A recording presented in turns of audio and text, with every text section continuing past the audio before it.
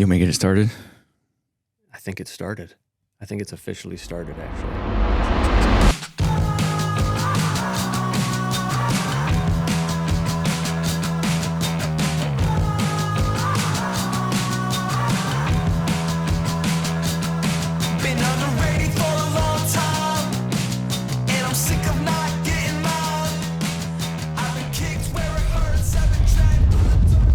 I like how you're doing things on the iPad. Like it's like, are you controlling the soundboard or something? I am. I've got some good little sounds I'm going to get going here in a little bit. I'm just trying to think because I've been remote my whole freaking time and having an audience now, 200 episodes in. It's a little weird having people watching me podcast now and host a podcast. And I have a co-host now. We've been talking about it for how long though? Years. Like this is kind of what we wanted to get to and finally made it. 3 years? I'd say. 3 years. All right, y'all. Well, we are here for the very first live video podcast for the HuntStand Podcast. I'm your host, Will Cooper, and we now have a co-host, Mr. Josh Dahlke, or Dahlke. Say it how you want. It depends on what way the wind is blowing. Well, because apparently the past 10 years I've been saying your last name wrong that I just found out like 6 months ago. The D-man. The D-man. But we are excited about this. We have been wanting to do this for a long time now, and we have finally done it. We are in the studio that we don't have an official name for it yet. We will get a name for it. It'll eventually just work its way out. But we're going to kick this one off. We're just going to kind of reintroduce Josh and I, and we'll talk hunting, we'll talk our stories, and we'll see where this one goes. So, Mr. Josh Dahlke, you need to tell us a little bit about yourself. Well, first of all, I want to say much credit due to you because how many years has it been now? 205 episodes deep, right? Yeah, 205. This is 206. So this is 206. I remember when we started this thing, what was it? Was it 2023? March of 22. 22, because I started with HuntStand in January or February of 2022. So I remember when Will joined HuntStand, one of the very first things that he was really adamant about was he's like, man, we gotta start a podcast, which made all the sense in the world because frankly, like there's quite a few of them out there, even in the hunting space these days. But I'd argue that, you know, the good ones are kind of few and far between. And yeah, I mean, I'm kind of picky about my podcasts. Like if it doesn't hit for me on the first episode, it's a good chance I'm not going to hang on. But I guess the moral of the story is there's plenty of room still in the space, or there was at the time, and there still is. And so when you brought that idea to the table, I was all about it. And we talked about kind of what format wanted to go with and all that kind of stuff. And naturally it's evolved over time. I mean, if you look back at the first episode compared to 205. Oh my gosh.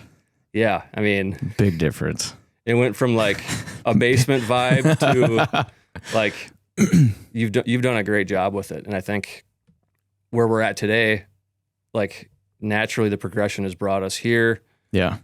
We've always wanted to do it in a studio. We've always wanted to do it in person. And we have. This is the next chapter. Well, thank you. And yeah, doing this, it's kind of weird for me to be around people now, like doing this. Like I was telling y'all before, I was just doing it in my hoodie and shorts and looking at a computer screen for hours at a time and editing and everything. So it's nice to not have to edit it anymore, thanks to the dudes back here. So saving me some time.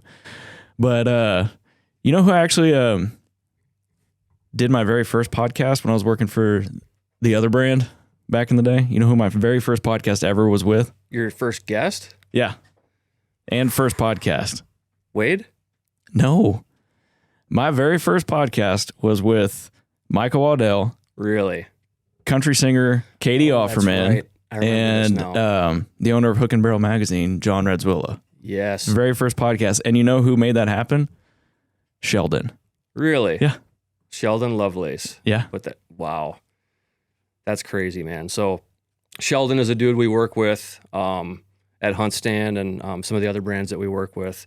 So that's weird to like full circle. totally full circle. Everything happens for a reason. No, I remember you telling me about that. You were was it at like TAC or something, and you did it in a van? Nope. It was, I'll just go ahead and say it. I used to work for Numa Outdoors, and we had this giant van that I renovated into a podcast studio. We had like a split unit on it and everything. And we were on Texas Motor Speedway for some festival that Ducks Unlimited was having. So we had a booth there. Oh, the Ducks Expo or whatever.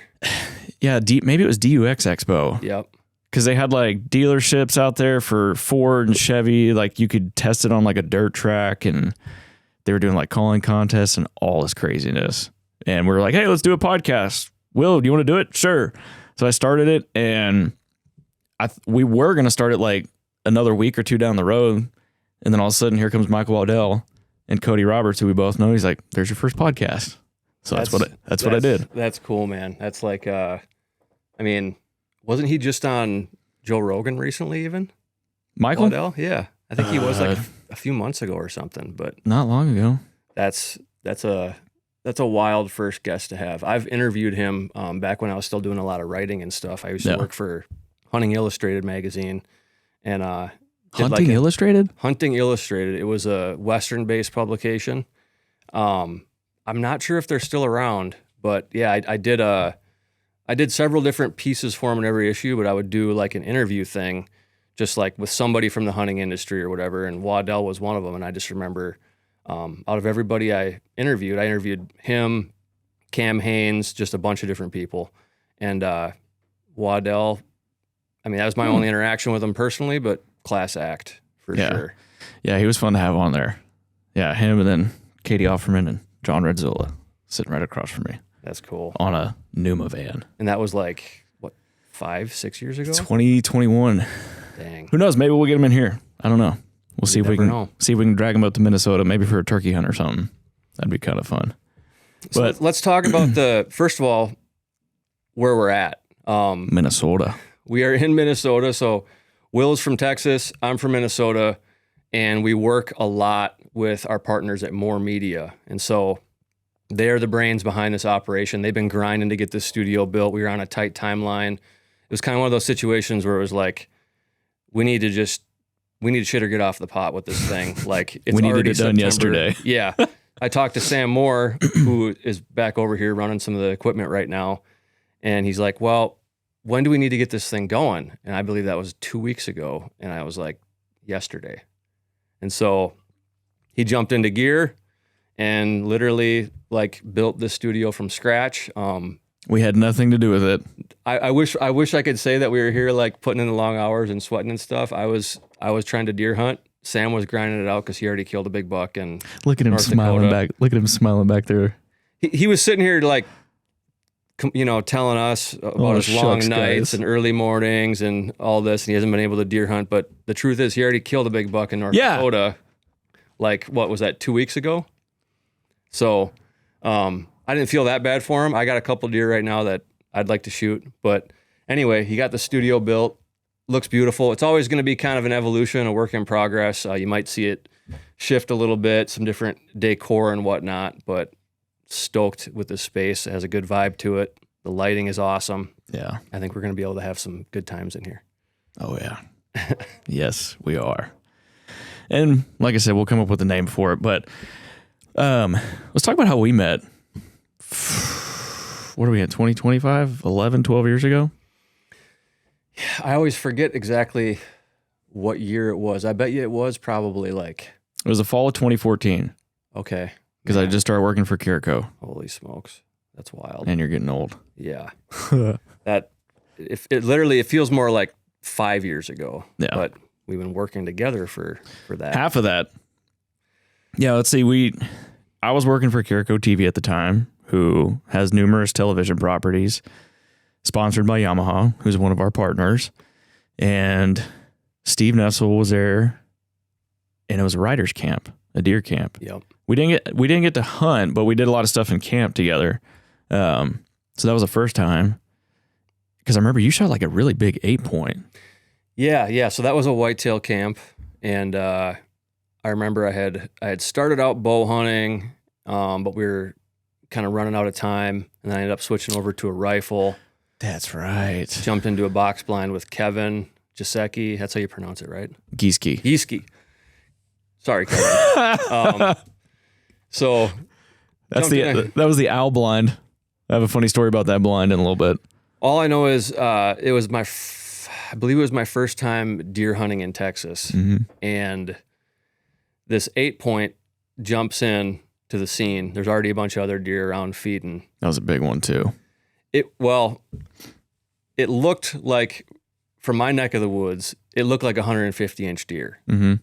And so it ended up just being shy of 130, but it was there with a bunch of other deer, and I want to say it was probably like 4 years old. It was a really nice buck, but definitely it was like my first experience with Texas whitetails, coming from hunting in the Midwest all the time, and not that it took anything away from it, but it was the first time I actually experienced ground shrinkage. Like, that deer on film looks like a giant. Yeah. And then, I get over there and it's a gorgeous Texas whitetail, but reality is it was, I think it was like 129 or something. Awesome deer. 180 pounds on the hoof. Yeah. Yeah.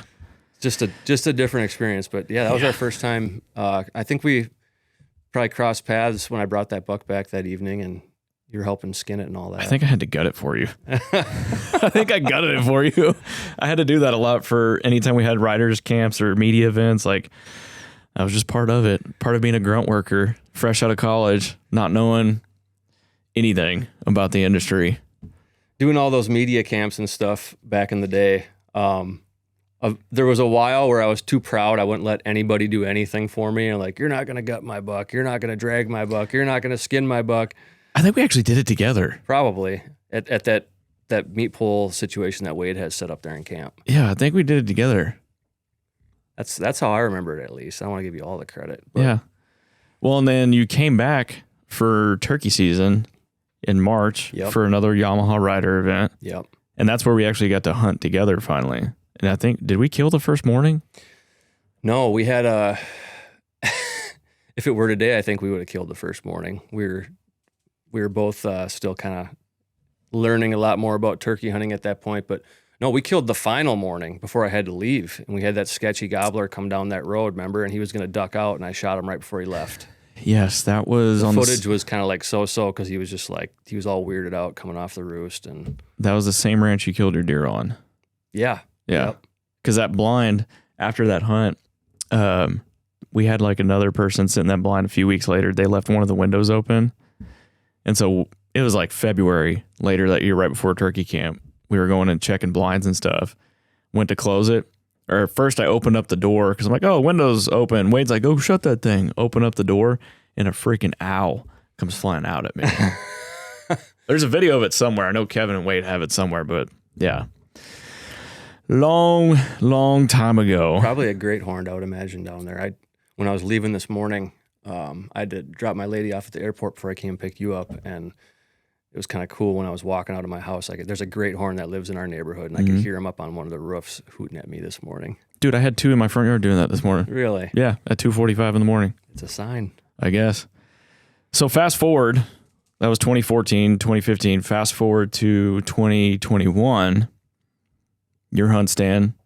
I was with the Camo brand, and we were trying to work out a collaboration there, and that's when we went that's when I went on my first out-of-state deer hunt with you in old Logie Bear back there in Nebraska. Yeah, that's right. Man, I feel like we retell this story to each other like every year. We're telling. I always forget like how this whole thing kind of came together, so it's good to revisit it. But yeah, I'd say, I don't know, man, like if you look back to that first time that we filmed that turkey hunt together and whatnot, and then connected while you were at Numa and put together that deer camp in Nebraska. That was a good camp. I don't know about you, but I could kind of feel that something was brewing, that we were going to work together. Well, things were happening where I was, and remember I kept having to take all those calls and stuff, and jokingly came in, I was like, hey, I'll hire, and you're like, actually, I think I just got a position approved. I'm like, well, I might need to put my name into that hat, so... Yeah, it came together quick. Yeah, and I interviewed the cool thing about it was I interviewed with Lanford Holloway on a mountain on the side of a mountain on a mule deer hunt in Arizona. I'm like, there's no way this guy's going to hire me. Like, I'm sitting on the side of a mountain with my pack. I'm sitting up against my pack. Luckily found good service and took a FaceTime call with him. Yeah, that's really cool. I mean, and that's a testament to HuntStand. And the guy he's referring to was the founder of HuntStand, Lanford Holloway. Yeah. Super cool dude. Still talk to him a lot. He has since sold the company, but HuntStand is still going strong. Will and I are still there. And Lanford, however many years that was, we worked with him. That was a good ride. But I mean, getting a job from a mountain on a mule deer hunt, I would say, is a testament to the authenticity of what we do with this brand. It is. It's pretty blessed and fortunate. You don't find a whole lot of situations like this elsewhere. I mean, getting to work remote, come and do cool things like this, it's pretty dang awesome. So let's come back to the podcast a little bit. You know, we're 206 episodes in now, and it takes a lot of work. And I think, you know, you kind of touched on it earlier, like finding a good podcast is hard. And I'm just surprised that there's a lot of people out there that want to listen to me and the guests I've had for this long. So I guess it's good, but I mean, consistency is like the biggest thing with the podcast. Yeah. And that's what we're going to be bringing to you guys is consistency with video podcasts. So people are going to be able to consume this, you know, either just auditory, you know, through their cars, Spotify, whatnot, but then we're going to have it on YouTube so people can watch it. People can watch it on Spotify, Waypoint TV as well. And are we putting this thing anywhere else? I mean, pretty much you'll be able to find it on all the main platforms, Waypoint being one that maybe you wouldn't have thought of, but they're also a media partner of ours. So we run a lot of our content through Waypoint TV, streaming, and through their fast channels that you can access through TVs. So our podcast is also on there. But I think part of what you're getting at, and I didn't necessarily articulate the best earlier, was like we knew it was time to take this thing to another level. Yeah. And like we've been running with an audio only version of the podcast now for those 205 episodes. And so many people like to watch video podcasts, myself included. I watch them all the time. In the evening when I'm just hanging out at home, when I'm working out, like even honestly, I shouldn't, but sometimes when I'm driving, if I'm listening to a podcast, I'll have the video version up on my dash, especially if I'm on a long drive. What's Minnesota's police thing called? Minnesota DOT? Either way, I'm pretty sure it's not legal. They're gonna be looking for you now. But we needed to do a video version for a number of reasons, and partially just because it's going to help it grow. A lot of people like to consume video version, even just like these full episodes where it's more of a conversational interview format. But I think we should also explain to people the different types of podcasts we're going to do. So yeah, I mean, we're going to have some pretty cool stuff, stuff that's already in the works. In fact, I mean, obviously we've got the studio yet to be named, but then we've got our in the field stuff that we're going to do as well. So Josh and I go on a lot of trips throughout the year to film HuntStand original content. We've got the guys with us for more media. And so we're going to be doing a lot of in the field stuff with the guests we're doing these videos with. Could be anybody that we just happen to meet on these trips. So we'll be doing in the field stuff. We'll be seeing Geared for the Hunt podcast that will be, we'll be doing gear breakdowns of what we're using at hunts. In addition to many more product videos. What are some of the other ones we've got that are coming out? Yeah, the gear stuff is going to be cool because it's still going to be in this podcast, like conversational format, just like, totally off the cuff. Authentic. Authentic, kind of just organic takes on gear. It could be one item. It could be a seasonal kit. It could be a collection. No scripts. No scripts, no BS. Just off the cuff. Yeah, just telling us what you think about, or us just telling you what we think about stuff. And most of it will be based off of experience. We'll have some stuff where it's like our very first look at it ourselves, kind of our impression of it and how we intend to use it. But, we're also going to have stuff that we've used and that we can, I guess, endorse, if you will. Yeah. Stuff that we rely on and trust.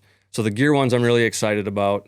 And we'll even have some more in-depth Geared for the Hunt podcasts. Like we're going to have guy named Eric Miller from Federal to talk about some deep dive stuff on a new cartridge that Federal Ammunition put out. They're also a partner of ours. So we're going to have some stuff like that as well that goes beyond just like what we think of it, but more telling like the nitty gritty details of products and the story and just like how it kind of fits into the whole arsenal.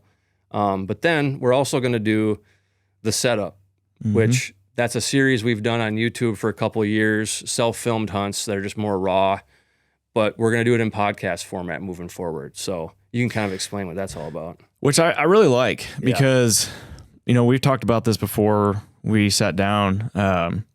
We've got a lot of really good hunting content out there that sometimes we don't go as in depth on the hunts based on what it is. It might be one of the HuntStand original hunts and you guys see us shooting a big bull elk, big whitetail, whatever it is, and you want to know like exactly what we did. You want to see a breakdown of how we traversed terrain, why we did things the way we did, what did we look at from an e-scouting effort to figure out where deer, turkey, or elk might be and why we went after that spot. It's just going to be like Josh said, a nitty-gritty breakdown. I mean, super micro level. I mean, not just hey, here's that deer walking across that ridge, boom.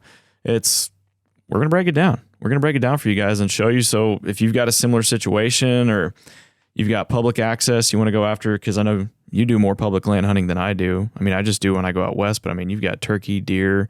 Sam does as well, which we'll bring Mr. Sam Moore in to talk about that eventually, because he got a big buck, right? Booner, Pope and Younger, archery. Yeah. So we're going to do that too. And then who knows, we might have some other podcast series that we might get some spinoffs. You never know. Maybe like a screwball series. Who knows? Yeah, I mean, those are kind of the main things, like full episodes, interview format where we have really interesting guests on, full format, you know, somewhere around an hour plus. Yeah. Just interesting stuff. And we got the gear stuff, we got the setup hunt stuff. Yep. And then also we're going to utilize this format similar to the setup, but more in depth when it comes to HuntStand itself and using HuntStand for e-scouting. In the past, we've done a lot of master classes, and we may or may not continue to do some of those moving forward, where it's an event dedicated to teaching you new things about HuntStand with a lot of engagement and stuff. But for sure, we will be doing more deep dives on HuntStand through this podcast format. So we're going to walk you through just the different tools in the app, how things work, what situations they can be applicable for, just continually feeding that beast to help you get the most out of HuntStand. Yeah. Because we're always adding things, new features, new ways to use things, all that sort of stuff. It's hard to keep up with. And also, a lot of you have been with us for a long time. I mean, we've had millions of people in the HuntStand community over the last 10, 15 years, or however long it's been. It's been a long time. But we also have a lot of new people coming in all the time, crazy amounts of new people, like tens or hundreds of thousands during peak season of new users who have never even touched the app and are being exposed to it for the first time. Yep. So for those of you who are familiar with HuntStand, already know it like the back of your hand, maybe some of it will just be a refresher. But then for all the new people who are coming in, we won't just be covering advanced tactics and usages of the app. We'll start from the bare bones beginning, kind of go re-explain stuff. So if it's a refresher, cool. If it's something that's brand new to you, we've got you covered as well. But this is going to be a great format for that because we'll be able to just have conversations about it and apply it to real world scenarios. The HuntStand Podcast is powered by Muddy Outdoors. For Josh and I, we run Muddy because it plain works. From tree stands to box blinds and the new Deviate camo and boots, it's the gear we trust every season. When you're spending long hours in the woods, it makes a difference having equipment that's built for hunters by hunters. And that's why we stick with Muddy. To check it out, head to gomuddy.com. Crossbow hunting has opened a lot of doors for keeping our hunting traditions alive. Crossbows have been great for bringing new hunters into our circle, but also for keeping older bow hunters in the field. No matter where you're at in your crossbow hunting journey, you can look to our partners at 10 Point to find the most diverse line of crossbows with the best of the best technology for virtually any budget. Head on over to 10pointcrossbows.com and use the crossbow selector tool to find your next setup. And people will pick up on like golden nuggets too, because Josh is going to do things differently than I do. We do things similarly we might call different. I'm talking like more than just HuntStand too at this point. Like there's going to be calling tips, tactics, techniques, all that stuff. It could come down to gear, whatever that you can pick up on and apply to what you're doing, and hopefully be successful. But enough of the podcast talking about that. I think we need to use this time to reintroduce ourselves. People have been listening to me for a while now. They've been seeing video content of you. They've heard you on the podcast. You've been on quite a few times. But I think it's a good time to, somebody that might be tuning in for the first time, like who we are. Like, how did you get? Why would you want to listen to why? us? Yeah, why do you want to listen to us? Like how you got into hunting, like why you like what you. Just anything, man. So, heck, I might even learn something about you. Tell us who Mr. Josh Dahlke is. What has made you obsessed with what we get to do? Well, I'd say that's definitely not an overstatement. It's probably an understatement. Hunting. Is this an open-ended question? Like, I don't know what I'm going to get here. Like, we're peeling back the layers of an onion right now. I don't know where I'll go with this, but I can just tell you that I've delved in a lot of different things in life. I've been really into music. You were. I've played drums. Like, I've done that whole thing. Cooking, skateboarding, snowboarding, all these things. I even played some sports like in junior high and high school and stuff like that. Did you have an emo phase? I may have had I did. An emo hair flip emo phase. Can we find a picture of that and like flash it on the screen right now? Is there a picture of you with that? I'm pretty sure it exists. Oh, we'll have to find it. One. But the one thing that has always been foundational to me in like every aspect of my life is hunting. Like that's the one thing I've always gravitated back toward. And it's what my whole life really revolves around. How old were you? So I would say, my first exposure to anything hunting related, my dad didn't hunt. My grandparents didn't hunt.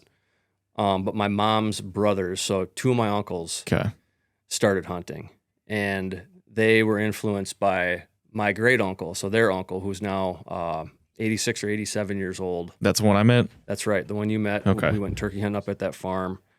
So my first exposure to hunting was being at my grandma's house and watching my uncles in the backyard shoot their bows, or they'd stand up on the garage roof to get elevation and they'd shoot down at their targets. For real? Yes. What? Like that was my first, and I'd see them coming and going on weekends, dragging all their stuff back and forth, coming in the house, unloading their gear. Mm-hmm. And I was always like super interested, but they were like at that point when I first started doing that, when I first started like seeing those guys doing that kind of stuff and I tuned into it, I was still, they were like teenagers or like early 20s at that point.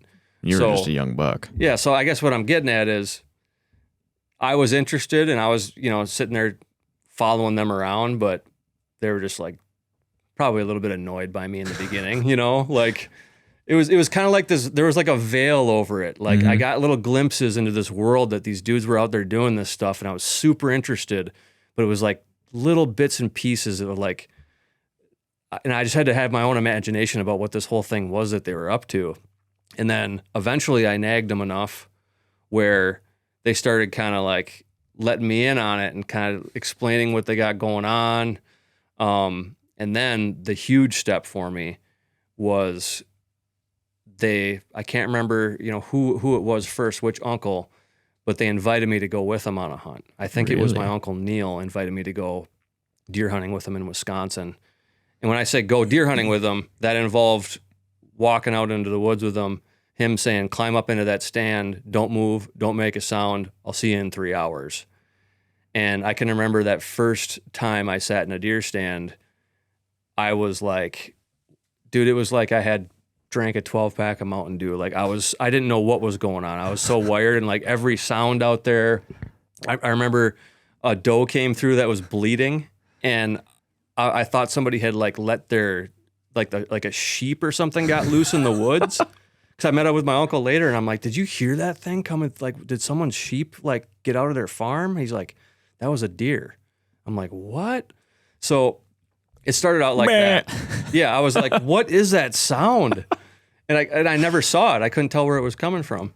But like, we went out there, we did that, and that's how it all started for me. They just let me sit out there, and then like more and more they would let me in, and then eventually one of them gave me a bow, just a hand-me-down bow that I would shoot in my backyard.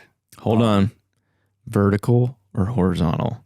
Oh, it was a vertical Compound for all the people out there that don't know what Josh is saying right now. I'm pretty sure it was a. I was thinking about this last night, trying to remember.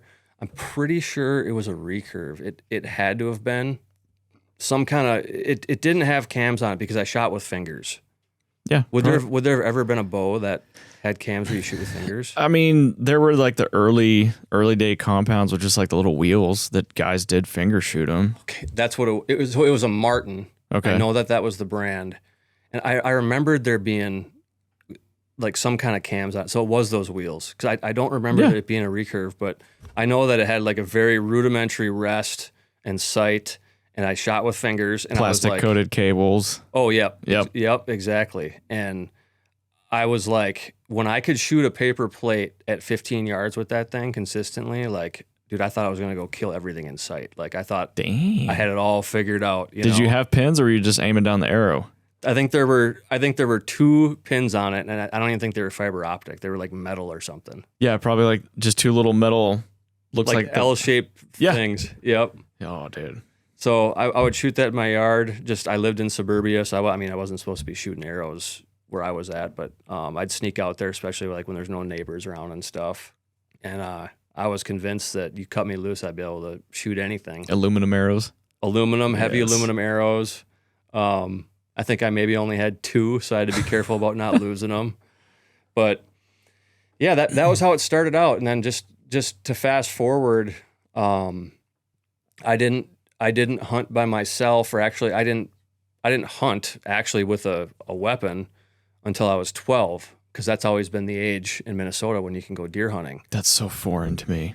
Totally different than to me. A lot of places actually, but especially like Texas, like, and you'll tell your story. Yeah. But like, I remember going out there, and I got invited to deer camp, and I was there with my uncles, and like I'd listen to them as we'd sit at the dinner table, and they'd sit there and tell stories and drink whiskey, and I never said a peep, man. I just sat there, I soaked it all up, listened to everything that they had to say, tried to just absorb every last bit of it.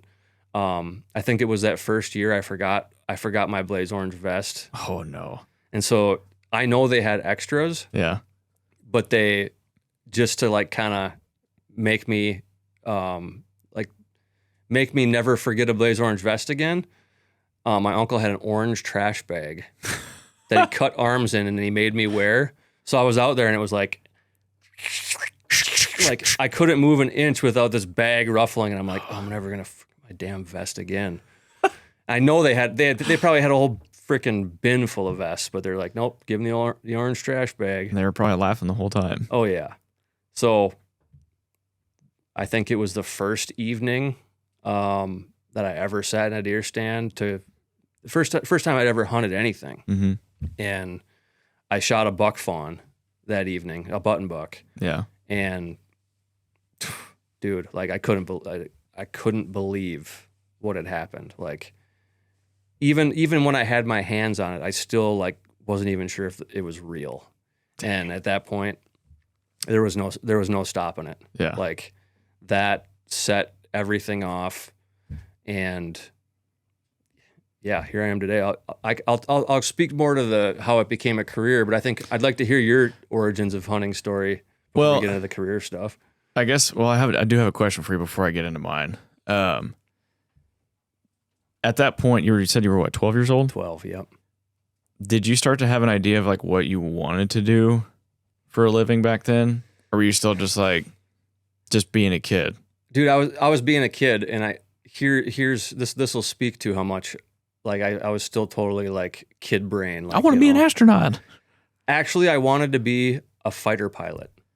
I could see you doing that. I was obsessed with like fighter jets because my uncle brought me to an air show one time and I watched the Blue Angels and I was like, I had their autograph thing on the wall and I would draw like F-16s in my notebook and like. You sound like my brother. I was convinced and I was obsessed with paper airplanes. I'd make like these fancy paper airplanes and like flight stuff and like that whole thing. And like, I don't know, probably just watching like war movies and stuff. Like, I wanted to be a fighter pilot more than anything. And then that fizzled out somewhere. I don't know. I learned something new right there.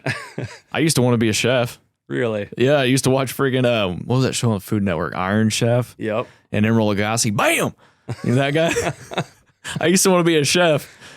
And then for whatever reason it changed. Probably because sports, women, hunting. See, the thing is, you could revert to that now and it would be reasonable. You could still be a chef, but I don't know if I could jump into an F-16. Yeah, you might be a little too old. I don't think the Navy would take you or the Air Force. Yeah, I'm all washed up. Not happening.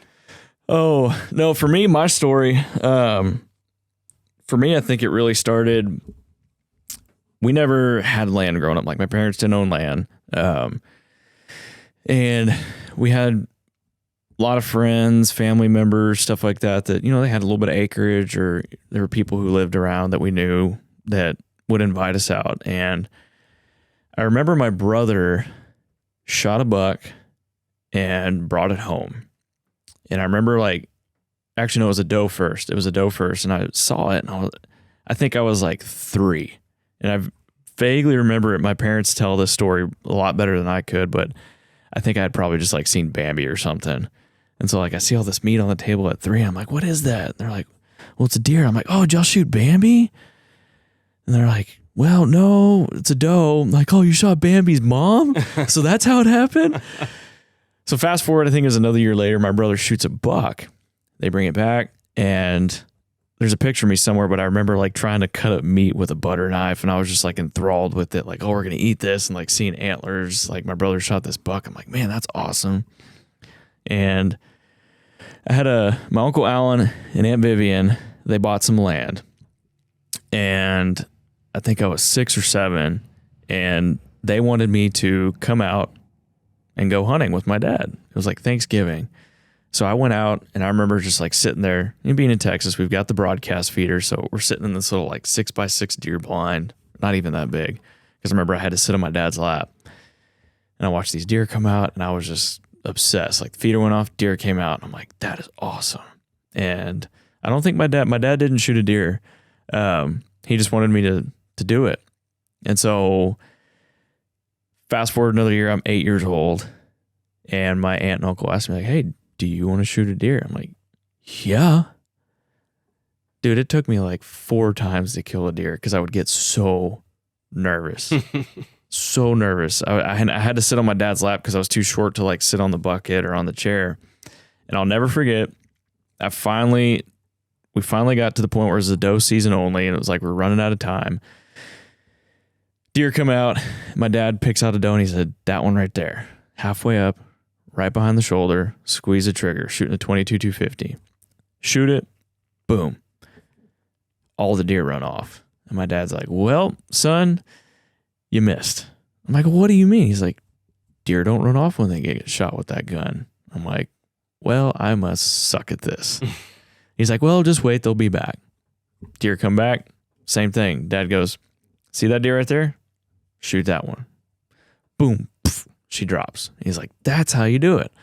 So we're hooping and hollering, we're excited. We start walking over to that doe. So we're looking at her, doing everything. And my dad like took a little bit of the blood, put it on my face. That was just what he did. He's like, you're now a deer hunter. He said, we now have meat. And then I'm just kind of like sitting there looking at her. I'm like just excited, just jacked up. And all of a sudden I hear my dad go, oh, shit. I'm like, what? He goes, didn't miss that first one. You didn't miss that first one. I was wrong. There she is. I'm like, no way. So the old twofer. Yeah. So that was my first deer hunting experience. Took 2 does home. And in fact, I have the picture in my office. There's a picture of my dad and I standing in our shop, both does behind me, and we're right there. And I think the next 3 years. My aunt had like this thing. She's like, you'll get to shoot a buck one day, but you've got to kill 4 more does. So I had to kill 4 more does. Yeah. And I think I finally killed my first buck on my 14th birthday. Like a little A point that he's still in my parents, but dude, after all that buildup, that had to have been like, I'm kind of jealous because that's like the perfect progression. Like I feel like in an ideal world, every kid would have that progression. I'm going to do it with my really kids. Cool. Like I've already told my daughter, like she's been with me. We just shot a buck. Give me 5. Did we just shoot a big buck? Yeah. Look at that buck. Y'all have seen an episode on the setup. Like I told her, like she already wants to hunt and she's 4. I'm like, okay, you've got a pink 22. We need to make sure you can like shoot that thing consistently. Like we need to teach you how to aim properly. Cause right now she just kind of looks down the barrel because she's still a little too small for it. So she will just shoot at a, cardboard target at 10 yards away. She just loves doing that. But I told her, I was like, you got to shoot 4 does before you get your first buck. So she's already got that embedded in her mind. I love that. And I know there's like mixed feelings about that. There's contention, like, should you let a kid shoot a big buck or shoot a long beard for their first turkey, that sort of thing. I guess it's situational. Yeah. But like, man, I mean, I actually I think I had a pretty good natural progression as well. Like I didn't shoot a big buck for years until after I started hunting. It wasn't by design. Nobody told me, like there wasn't a family rule like you're talking about. So I kind of just lucked out in that regard. But man, now that I've been doing this for a while, I guess it's been 28 years or something. That sounds about right. Probably 30 years since I first just started sitting in a tree stand. You are getting old. Yeah. I'm pretty sure I sat in my first deer stand 30 years ago, if my math is right. Dang.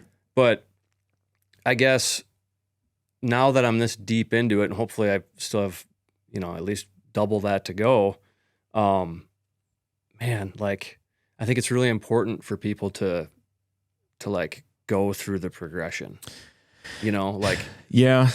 I especially meet like a lot of new hunters who are like either our age or, like new to hunting, but adult onset hunters, as they like to refer to it sometimes, like 20 years old plus, where they just get into it and they're immediately like, I want to just shoot, 130-inch buck or nothing else. And it's like, I get like I get that side of it, and I get like it's even kind of cool that you would have the discipline to want to be able to do that if that's part of your deal. Like, hey, I don't want to shoot the first thing I see because like you want to prove that you have the reserve, but at the same time, dude, repetition is so important.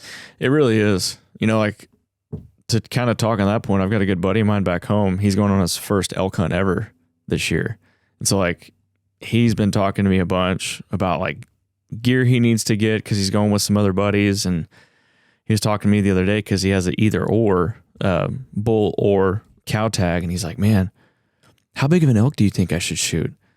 I said, dude, I'll tell you right now. An elk. I said, the mindset I had when I went into my elk hunt with a rifle, and then I'm still doing with archery because I want to get one with a bow. I said, dude, the first legal bull that came out in front of me was going to get shot. I said, I didn't care how big of a bull it was. I said, with you having an either or tag, I said, you've spent all this time and money getting ready for this thing. I said, dude, if you have a cow step out in front of you, you better shoot her. I mean, unless you see some like bulls with her in a herd, if you want to make that judgment call to wait for the bulls to come down you, by all means, wait for it. But dude, like you got 6 cows that step out in front of you, and that's all you've seen for the past 20 minutes, it'd be hard to pass up going home empty-handed.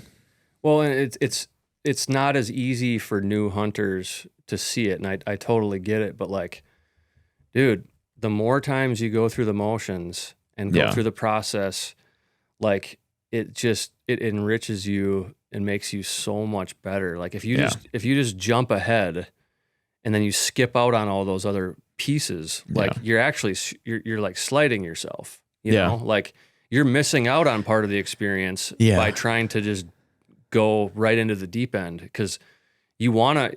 I promise you, if you skip that first part of it, at some point you're gonna regret it.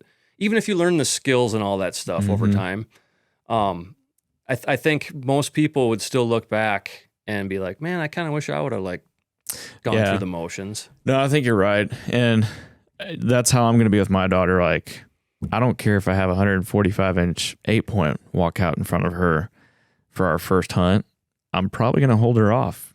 I'm gonna tell her like, "Hey, that's a buck for Opa or me or your Uncle Richard to shoot." I see what you're doing. Like, you're going to start off with, something different that still makes your heart race, but I want you to work up to maybe shooting one like that in another year or 2 or 3 or 4, whatever it might be.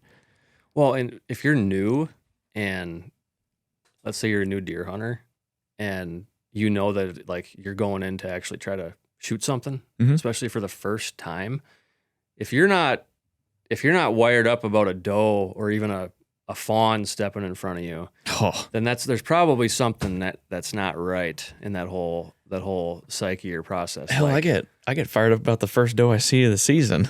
Dude, I was shaking just last Sunday. I don't know what happened to me, but I was shaking so bad. I finally decided I wanted to shoot a doe. Before that, it was like I was trying to. There was a few bucks around. I was trying to go after. And then it got down to the wire, and I was like, I want to put a deer on the pole for camp or whatever. And I had watched doe after doe after doe after doe, but as soon as I decided that I was going to take one, one of the opportunities, I couldn't shoot. Heart starts racing. Yeah, it was a farther shot. Anyways, it was a 40-yard shot from a tree stand without sticks or anything, with a crossbow. But I was like, man, I can't take the shot. I had to let her walk because I was so wired up about it. So hopefully everybody gets a chance to feel that way. I want to come back to your career. How did you... Oh my gosh, look at this, host. What is this? Is this South Dakota buck? From your new deer? No. It's hey. I was cutting up, but I didn't feel right eating it in front of you guys. Beautiful. Mr. Sam Moore coming in clutch. What he's really trying to do is just with the meats, clean his freezer out so he can put more in. I got to give it the sniff test. What is it? Whitetail? That's legit.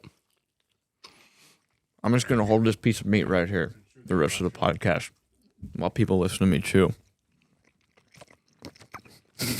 When he was coming in out of the corner of my eye, I thought it was a pizza. I was like, just going to go down on pepperoni right now. I was like, oh, we're not leaving for lunch? Don't find me up here and working me like a dog. This episode is brought to you by StealthCam, delivering industry-leading trail cameras built for serious hunters. When it comes to monitoring food plots or patterning deer, StealthCam gives us the clarity, reliability, and tools we count on season after season. Explore the full lineup at stealthcam.com. When it comes to ammunition, the only way you're going to find the best match for your next hunt is if you've got options. And that's exactly what you'll get from our partners at Federal, the biggest line of ammo that you'll find anywhere. Federal loads their own award-winning bullet designs, like Terminal Ascent, one of our favorite all-around hunting bullets. And you won't find any shortage of time-tested favorites like the Nosler AccuBond, all-copper Barnes bullets, or even the Sierra Game King. And if you're one of us who enjoy the benefits of shooting a suppressed rifle with a shorter barrel, check out the groundbreaking 7mm Backcountry. It's a proprietary cartridge design from Federal that achieves maximum performance even from shorter barrels. Get loaded up for your next hunt at federalpremium.com. So, when it comes to your career, how did you even get into the industry? Like, where did it start for you? Because you talk about your past, having a passion for cooking, music. Where did it start? Well, it started, it's actually, you've probably heard this story, or at least bits and pieces of it at some point, but it's kind of wild. So I was heavy into the music stuff. Drummer? Yeah, I played drums. So I played in high school. I was really into it. And then I went to college and kind of set it down for a little while, pursued a journalism degree, ended up graduating with that degree in journalism and then a minor in conservation, natural resource conservation. And I mean, it was when I decided to go into that degree, I was like, man, it'd be really cool to be an outdoor writer someday. Like, you know, if I can get to that point, cool. But if not, like I'll settle for working for a newspaper, a magazine, whatever, something online. Like I enjoyed the writing and reporting and doing all that stuff. Yeah. But then later in college, like in my final year, some of my buddies who I had been in a band with previously lost their drummer, and they kind of lured me back into the whole scene. So I jumped back into that. We got really serious about it. We started playing a lot, going to a few different cities and whatnot. And literally we came back from we did like a mini tour. So we started in Minneapolis. We went to Sturgis. We went to Fort Collins, Colorado. We went to Omaha, Nebraska, and then Des Moines. And then we came home, and like, we were just really starting to build momentum. Like, what was the name of the band? That band was called Defining Forever. Defining or the Fining? Defining Forever. Defining Forever. It was like deathcore, like death metal. And so we did this whole thing, and like we were getting to the point where we were like actually starting to have a presence in the metal scene in Minneapolis. No kidding. It's actually like Minneapolis has a really good metal scene. Y'all just have a good music scene in general. We do. And like the metal has always been strong.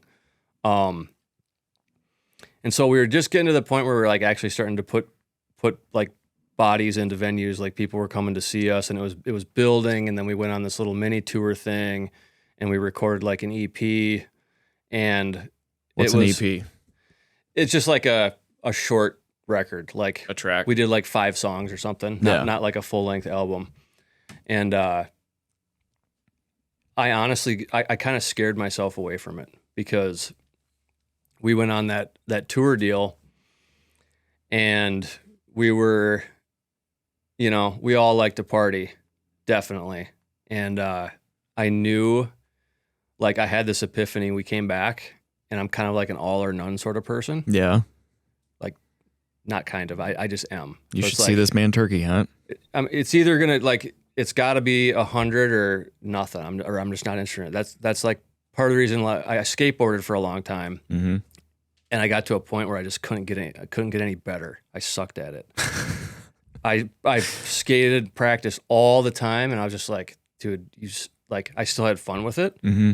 but I was watching everybody else get better around me, and I'm like, I freaking suck at this. And I was just like, if I can't go 100% and like get better at this and like progress in it, I can't do it at all. Yeah. That's just kind of how I am. So we got back from that deal, that little road trip that we took, and it was like, I knew it was like band practice on Thursday or whatever, and I quit because I was like, I know that if I continue with this right now, it's not going to lead me down a good path. Yeah. That was the only reason I quit. Not a lot of people have that foresight. Dude, I don't know. There was, I'm sure, something divine, because I had really no good reason to quit. Like, Mm-hmm. everything was going really well, but I just knew with my personality type and like hanging with those dudes, like, I just didn't think it was going to be good for me. And I know they were taken aback by it, and nobody like really understood, but I just was like, if we level up on this thing, I know what's going to come with it. And I just didn't think I had enough self-control. So I quit, and they were like not happy with me, because we had put a lot into this and all that. So then at that point, the economy was real bad. So this is like 2007, 2008. Yep. And I could not find any form of journalism job at all. I applied for probably 150 different things. Daily or like local newspapers, minimum wage, you name it. I tried everything. Could not get a job. Dang. Did some like shitty side gigs for like AOL where I'd go around and like write listings on these bars and restaurants and stuff. Like I was taking anything I could possibly get. And I was a cook. I started cooking when I was 16. So I worked at like 4 different restaurants, flipping burgers and stuff. And I worked at this shady sports bar, cash under the table. And it was just like dead end. Like, not a good place. no, nothing about it was good. Even though I had quit the band, the direction I was going still wasn't good. And I lived in the ghetto with my girlfriend at the time. And it was a bad neighborhood. Like, literally like Bloods and Crips, like rolling on their set, like literally showing their colors and stuff. Like it was a whole bad situation.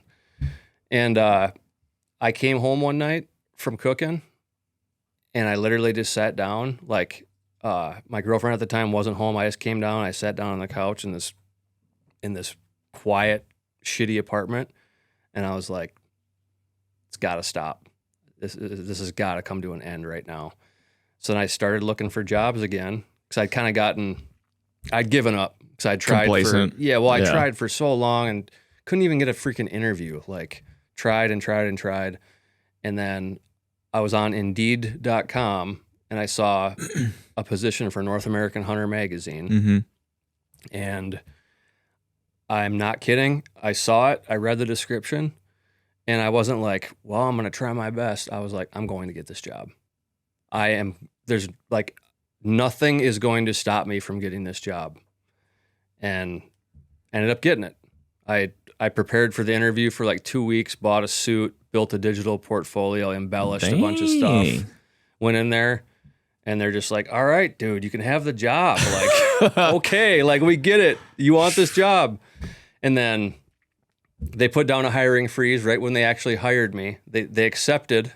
They gave me the acceptance letter, and they're like, "Oh, they're owned by a VC firm," and they're like, "Our ownership just put down a hiring freeze, so you're gonna have to wait a little while longer." So I called the editor-in-chief and the HR director every single morning at 10 a.m. relentlessly, and finally they're just like, the hiring freeze was still on, but they're like, "Dude, fine, just come in. show up. You can start on Monday." I'm like, "Okay." Thanks. Yeah. So I went in there, started working for a hunting magazine, major imposter syndrome, went from flipping burgers, being involved in some shady stuff, to working at a hunting magazine, and it completely changed the entire course of my life. Wow. Dude. That was how it happened. It's crazy how things work, man. And then after that, how long did you work there? I was there from 2010 to 2015. Okay. In the course of things, that was when the mobile mapping apps just started to come on the scene. Yes. Onyx was out there, but they still had their micro SD chips for GPS units, and then they rolled with a mobile product. Another one called Scout Look started, which was more for the whitetail market. You had Onyx that was born in the West, catering to the Western hunter, mainly about property boundaries, hunt units. You had Scout Look that started in the East. A couple of guys, serious whitetail hunters, started it. They were both independently successful businessmen, so they invested their own money in it, started the company. I crossed paths with them while I was at the hunting magazine, built a relationship with them. Actually, for you being a social media director, the story behind that's really funny. Actually, they were spamming our Facebook page, and I was in charge of the North American Hunter Facebook page. And they had one of their interns who was posting. Back then, there was like kind of like a message board style thing in Facebook pages. Yeah, you could post to people's pages. Yes. And so I kept seeing this. I would go on there to moderate the page every day, and it was Scout Look, ScoutLookWeather.com, ScoutLookWeather.com. And I let it fly for a little while, and then finally I found the website. I pulled it up to go find their contact form to bitch at somebody. And I got to the website, and this is probably in 2000, like I'd say maybe 2012. And I get to the website and I'm like, this is really cool. Like about to give them a piece of your mind. 100%. I was like, this is actually like really cool. The design was clean. Nobody was doing what they were doing. Like It was like way ahead of its time. And Yeah. I could recognize that. And so I sent an email thinking it would go nowhere to nobody, just a dead end. And I was like, hey, just so you know, I'm the social media guy for North American Hunter, and you got someone who's been spamming our page, and my intention was to come on here and bitch at you and tell you guys to stop spamming our page, but I love what you guys are doing here. Let's chat. And the owner, Cy Weichert, called me in about 2 minutes after I sent that email, called my office desk line, and he's whispering. He's like, hey, this is Cy Weichert. Yeah, I'm one of the co-founders of Scout Look. I just received your email, and I'm absolutely mortified right now. He's like, we just insulted one of the biggest hunting organizations in the country, and he's like, I'm in a tree stand right now, but can I call you when I get out tonight? And I want to talk to you, and I really apologize. Like, he was just, and Cy's a cool dude. Here's a really successful multimillionaire calling and apologizing to some punk who runs a social media page for Hunting Magazine. Yeah. And within 3 years, I moved and was working for him full time. Crazy, dude. Fast forward, HuntStand acquires Scout Look, and then rolled in with HuntStand, and here we are. Crazy, man. Crazy how life works out for you sometimes. It's wild. It is, man. I think for me, mine probably started back in college. Grew up hunting, doing it all through middle school, high school with my dad, picked up a bow. After I got my first buck, I picked up a bow. My parents got me a Browning Rage. I remember I had to pay my dad off with like mowing the lawn for a long time. And then I actually painted my parents' house for a 30-06 for my first rifle. And I was like, looking back on it now, like, I really got the short end of the stick, because it was like during one of Cabela's fall classics. It was like a $200 rifle and like a $50 scope. I'm like, I scraped paint off, sanded, primed, and painted a house for that rifle. I did not know how to wheel and deal with my dad back then. He's like, I got a damn good deal.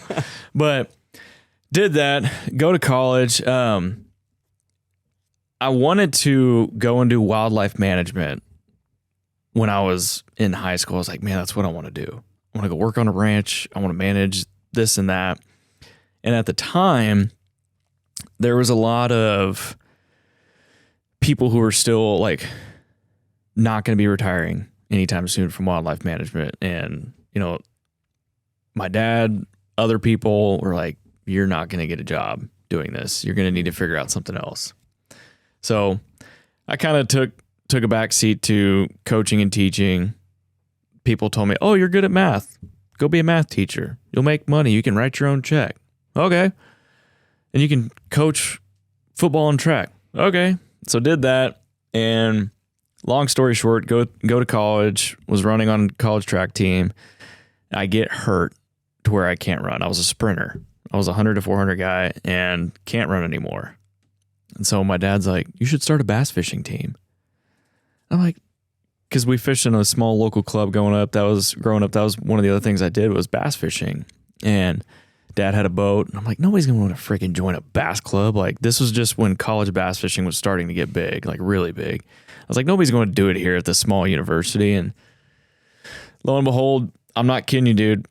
I like limped into the library that night because I had to study. And two of my buddies are like, they're sitting up against the back wall laughing. I'm like, go up. I'm like, what's up? They're like, oh, dude, check this out. And I look at their laptops and they're designing bass fishing jerseys. I'm like, what are y'all doing? Like, oh, we thought it'd be fun if people thought we had like a fishing team here on campus. I'm like, right then, I was like, screw it. You know what? We're going to do it, guys. They're like, what do you mean? I'm like, we're going to start a freaking bass fishing team. I was like, So y'all like, that was just totally random. Like, total coincidence. wow. And so started a bass fishing team. My college coach, she found out, was not happy at all because she thought I was going to continue running. And I'm like, what are you going to have me do? Throw a freaking javelin? Like, I can't sprint anymore. Like, I'm not fast anymore. And she's like, well, no, you want to coach, right? I'm like, Yeah. So she had me get started with my coaching stuff then, being a student coach. Did the bass fishing thing. And then I end up meeting this guy. His name's Cody Levy at the University of Texas bass fishing team, because we had gotten to the point where we're hosting tournaments. Like, we're getting this club off the ground. Like, we have jerseys. We're parking boats on campus quad. And I meet him. It's our senior year of college. The HuntStand Podcast is powered by Yamaha Outdoors. For us, Yamaha side-by-sides like the Wolverine RMX 41000 LE are a game changer for us in the woods. Whether it's hauling gear to the deer stand, putting in work around the farm, or just hitting trails with the family, Yamaha delivers the reliability and comfort we count on. If you want to check them out and the full lineup of Yamaha ATVs, side-by-sides, and off-road vehicles, head to YamahaMotorsports.com.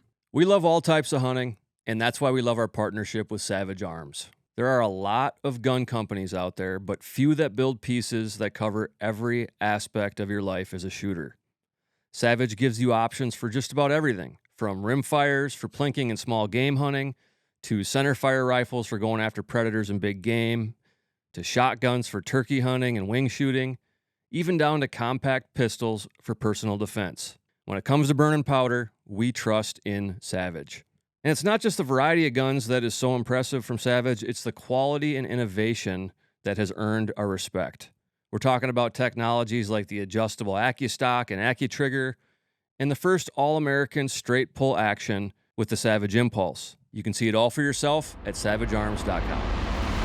And you know, when you start to meet people, then you're like, "Oh, what's your plan after you graduate?" And he's like, "Oh, I'm gonna go write email," or I forget what his title was, but he's like, "I'm gonna go work for this company called Carico TV." I'm like, "Oh, what's that?" And he's like, he brings up the name Wade Middleton. I'm like, I've watched him on TV, like growing up, like Yamaha Whitetail Diaries, American Outdoors, like Fishing and Hunting Texas. I'm like, I've watched him. I was like, tell me more. He's like, yeah. And, they're actually hiring. They need somebody else to be a camera guy and then work out on the ranch. I'm like, at this time, I'm student teaching, and I realize I don't want to teach because I'm dealing with kids and I'm stuck in this freaking classroom all day, and I don't want to do this. And I'm like, sign me up. So we go to the national championship, meet Wade, and he's like, yeah, doesn't pay much, but come be a cameraman. You'll get to guide people on hunts. We'll go film fishing tournaments and all this stuff. And then that's how we meet. Did that for about 2 years, and the travel just ended up getting to me. Like, I don't even know why I had an apartment in San Antonio. Like, I was never there.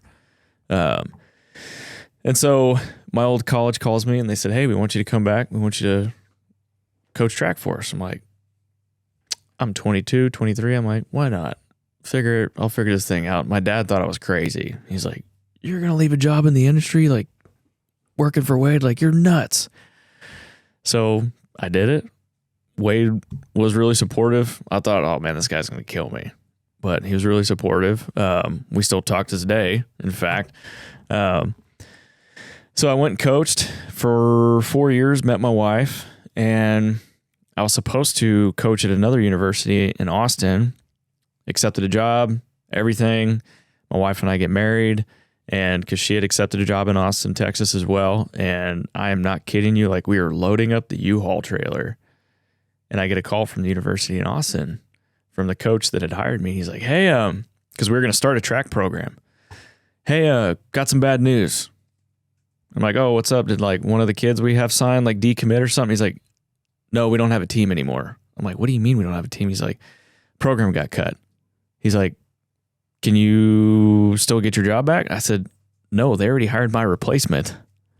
So we moved down there, did some oddball things for like a good 6 months. And then I started managing an archery shop in Austin, actually Bee Cave, at a small place called Sportsman's Finest. And like, you know, I'd worked on bows and stuff working for Wade, like when riders would come in, you know, like having to help them sight in.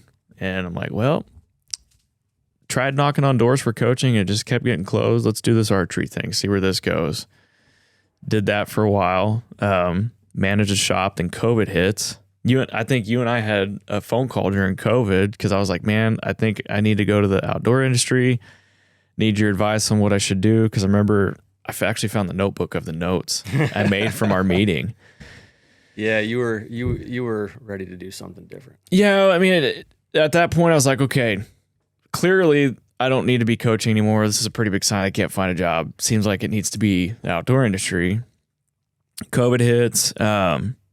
Decided to do something stupid and take like a window selling job because I let one of my customers come in and he claims that he was a hard person to sell and he bought 2 Hoyt RX4s from me in the same day.